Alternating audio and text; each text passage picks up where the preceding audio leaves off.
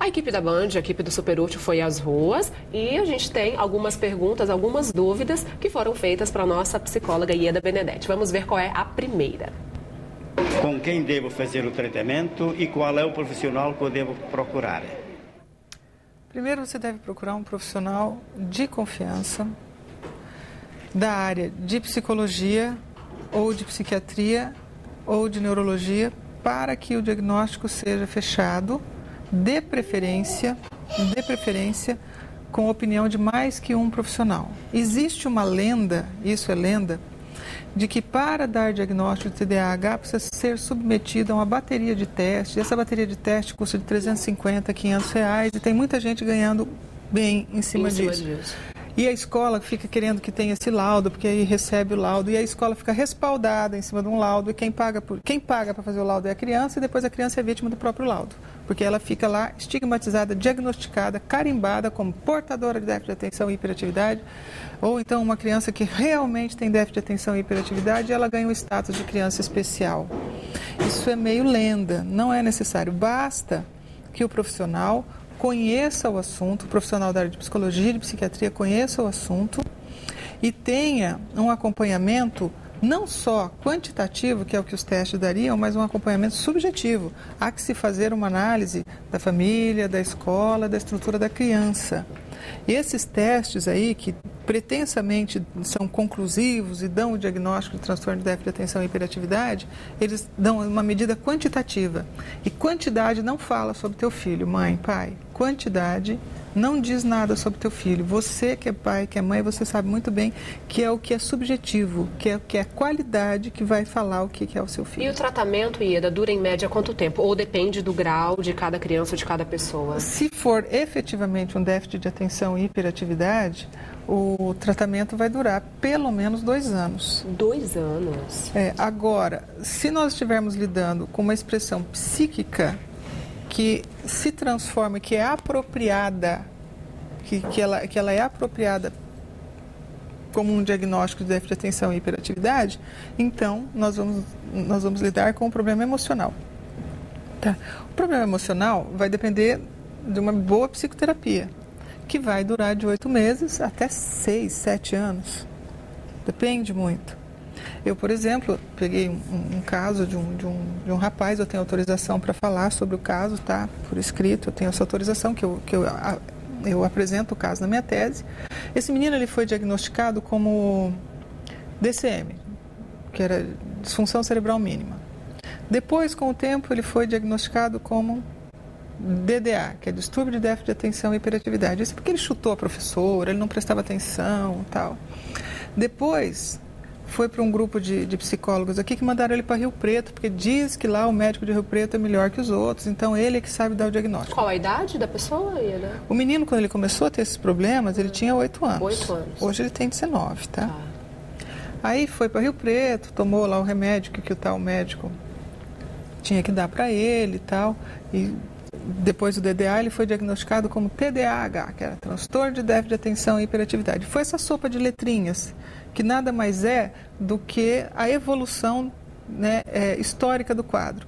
O quadro começou a ser descrito, né, como disfunção cerebral mínima, que parecia que era um problema neurológico. Como não teve nenhum achado neurológico que comprovasse, aí mudaram o nome do quadro, né, disseram que era um distúrbio de déficit de atenção. Como não ficou comprovado, né, o distúrbio, nenhuma causa concreta de comprovação do distúrbio, aí trocou-se o nome mais uma vez para transtorno. Porque um transtorno já é uma coisa assim que você não precisa de uma comprovação clínica, de uma comprovação concreta, basta uma comprovação clínica. Então, por consenso, definiu-se que seria então um transtorno, trocou-se o nome, e esse menino passou por tudo isso. Ele foi DCM, depois foi DDA, depois foi TDAH, até que um dia ele teve um surto psicótico. Ele enlouqueceu, ele começou a alucinar dentro do ônibus, tá? O motorista teve que parar o ônibus, teve que chamar um policial, descer esse menino do ônibus e foi atendido por um psiquiatra. O psiquiatra depois encaminhou para mim e aí eu perguntei ao psiquiatra, o tempo todo esse quadro não seria um indicativo de que ele teria um surto psicótico? Exatamente. O psiquiatra diz o seguinte, e eu concordo, se nós tivéssemos analisado as causas emocionais e todo o contexto que levou esse menino a chegar até o surto psicótico, né, nós poderíamos ter amenizado essa expressão, a coisa poderia ter sido muito menos grave. Hoje ele toma remédios de controle, né, sério, tarja preta, psiquiátricos, está gordo, está com muitas dificuldades. Depois de um surto psiquiátrico no ônibus, que ele ia para a escola, os colegas olham para ele como se ele fosse maluco. Diferente, né? Então, as consequências de um mau diagnóstico não recaem sobre a equipe que vendeu as consultas, que indicou os remédios, não recai sobre ninguém, recai sobre a criança. A pessoa, né? No caso, o adolescente. Produção, dá para a gente ouvir mais uma pergunta das pessoas nas ruas ou a gente já encerra? Dá tempo? Então roda mais uma dúvida para a gente. Procurei um médico e ele não sabia o que era neurofeedback. E agora? Neurofeedback. Neurofeedback é uma técnica específica ligada à escola americana, tá? E o médico não saber o que é neurofeedback não é nenhum demérito, porque pertence a uma linha específica que talvez não fosse a dele, que não é a minha também, tá? Eu não gosto desse método. Então, o neurofeedback é uma linha muito específica ligada à escola americana. A escola americana prega essa metodologia tradicional, tá? Não é tão bom assim, no meu conceito, na minha avaliação, tá? Cada profissional tem uma postura. Então, não é tão grave o médico não saber o que significa neurofeedback, porque feedback é um retorno. Então, é um retorno neurológico, trata-se de um processo que busca uma reestruturação, né, da forma de atenção, percepção que a criança ou que o adolescente apresenta. Dá tempo, produção? Mais uma pergunta das pessoas nas ruas? Para a gente encerrar, então, a próxima dúvida.